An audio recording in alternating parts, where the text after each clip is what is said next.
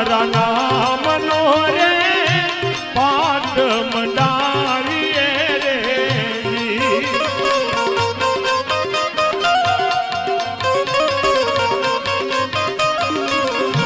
ધણી તારા નામનો રે પાઠ મંડાવીએ રે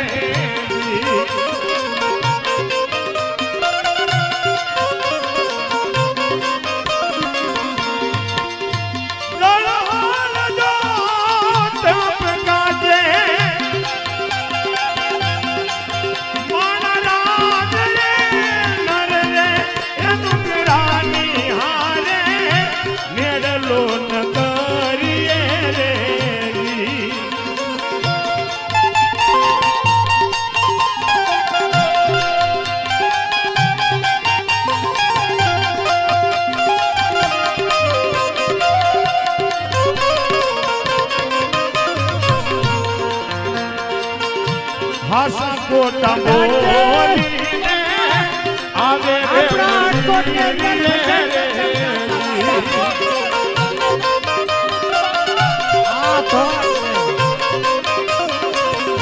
હાસા કોટા બોલીને આવે રે મંદિરે રેજી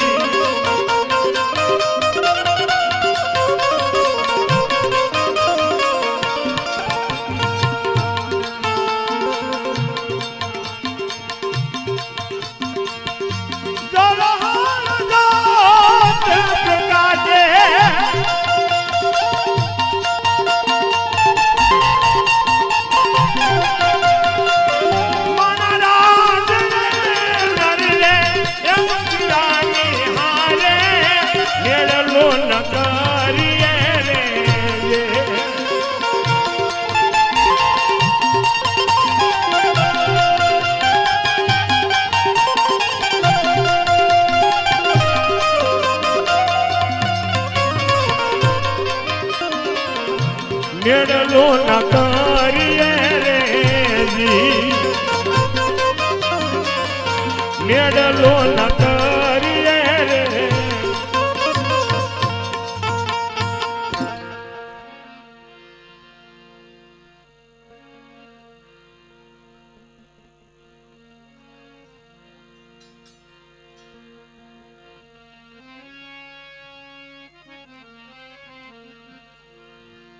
હા બેટા લોયણ અરે હા પ્રભુજી મારી અરજ તમે સાંભળી અને આવ્યા છો તો હે પ્રભુ મારું અડધું આયુષ્ય હું આ કુંવરને દેવા માંગુ છું. અરે બેટા તારું અડધું આવીશ આ કુંવરને શા માટે દેશો? આ કુંવરના પિતાજી કેટલા અધર્મી અને પાપી છે માટે તું અડધું તારું આવીશ આ કુંવરને શા માટે આપે છો લોયણ?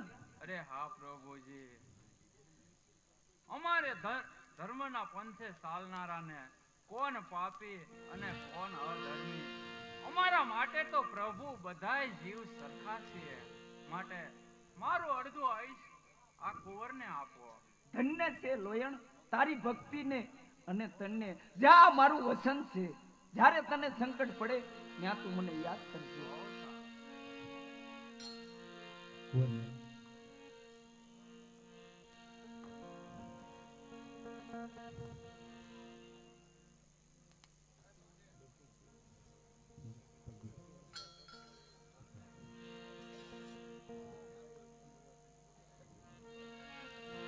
આવી રીતે સતી લોયણે આજ કુંવરને અડધું આયુષ્ય આપ્યું છે અને કુંવર આજ કાળિયા તાવમાંથી ઊભા થાય છે અને લાખાજી પણ કહેવા લાગ્યા છે. પણ લાખાજી ત્યારે શું કહેવા લાગ્યા? અરે લોયા અમને આ ગુનાહ માફ કરો કારણ કે હું દારૂના નશાની અંદર ભાન ભૂલ્યો હતો માટે મને માફ કરી દો અને આ માર્ગે ચડાવો.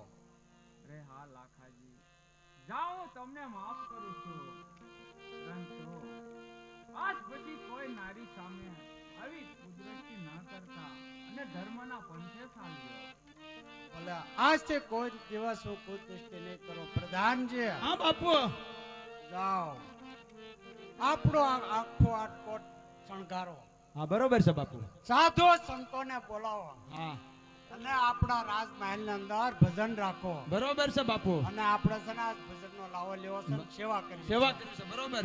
માટે જાઓ. આખા આટકોટમાં તોરણ બંધાવી દો બાપુ. બરોબર. આજે તો મારો દી વાળ્યો છે. હા બાપુ બસ. હા બરોબર છે બાપુ. હા બરોબર.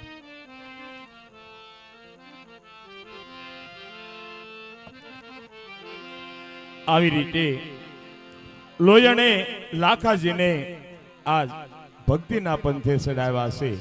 પણ ભક્તિના પંથે કેવી રીતે સડાવ્યા? હે જીરે લાખા હરિ ગુરુ સંતને એક રૂપ જાણો જી હો.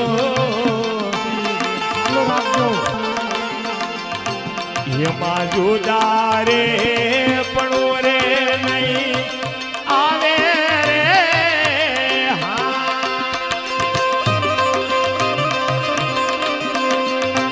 એ જીરે લાખા હરિ ગુરુ સંતને એક રૂપ જાણો જીવો.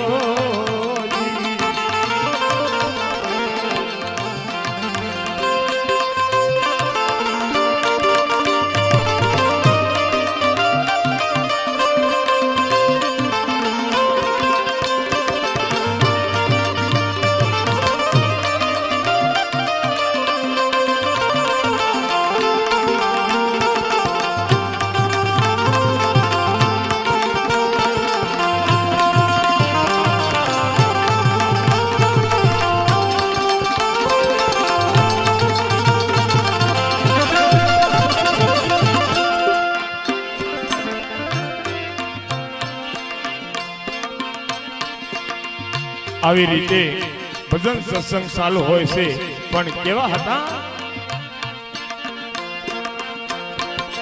અજરા કઈ દરિયા જાન ઓ જીવાલા યજરા.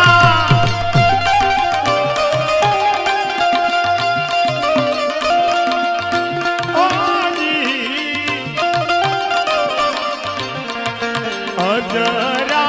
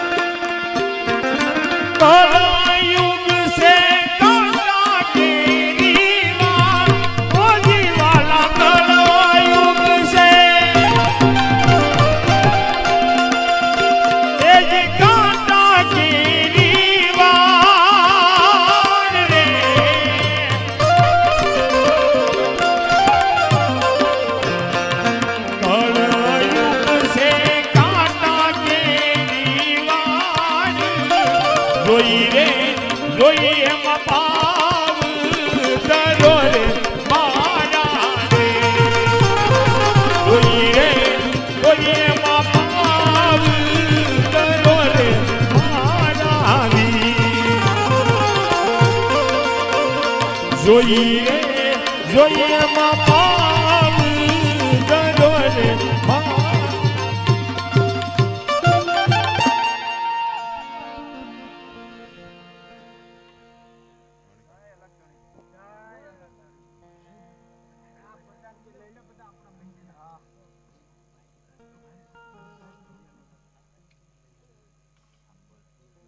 અરે હા બેટા લોયણ, મને લાગે છે કે લાખાજીને મહાધર્મનો બોધ આપવાનો સમય આવી ગયો છે. તો બેટા લોયણ, તો લાખાજીને મહાધર્મનો બોધ આપો, પણ કોઈ ત્રીજો વ્યક્તિ ન સાંભળે કેવી રીતે તેને મહાધર્મનો બોધ આપો. અરે હા ગુરુજી, આપની આજ્ઞા પ્રમાણે આવતી કાલથી હું લાખાજીને ધર્મનો બોધ આપીશ. બહુ સારું.